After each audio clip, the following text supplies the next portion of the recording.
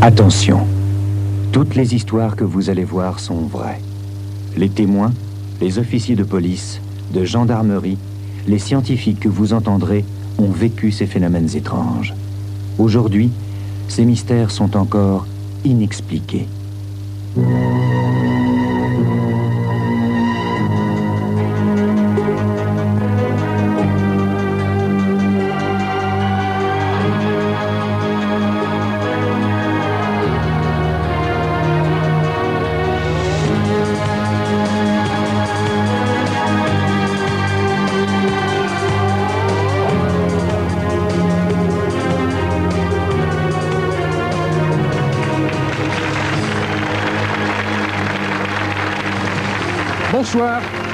Bonsoir et bienvenue sur le plateau de Mystère pour suivre à nouveau ensemble des histoires toujours aussi troublantes, parfois même d'ailleurs plus troublantes qu'à l'accoutumée.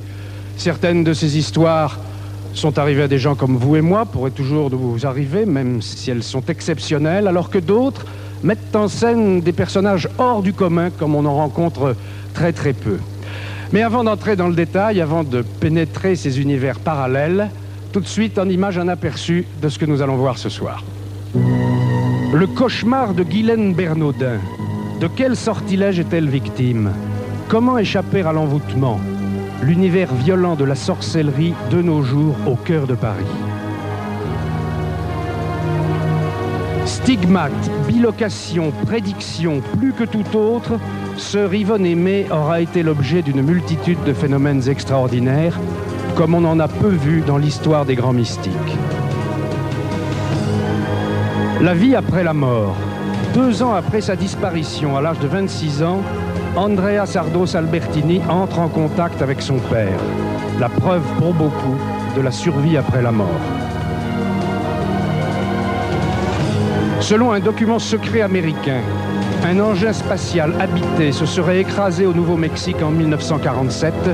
Des années plus tard, des témoins déclarent avoir vu les corps de 4 extraterrestres. Octobre 82 dans le Vercors. Alain disparaît au cours d'une promenade. Le radiesthésiste Jean-Louis Crozier le localise à distance. Les gendarmes le retrouvent à l'endroit indiqué.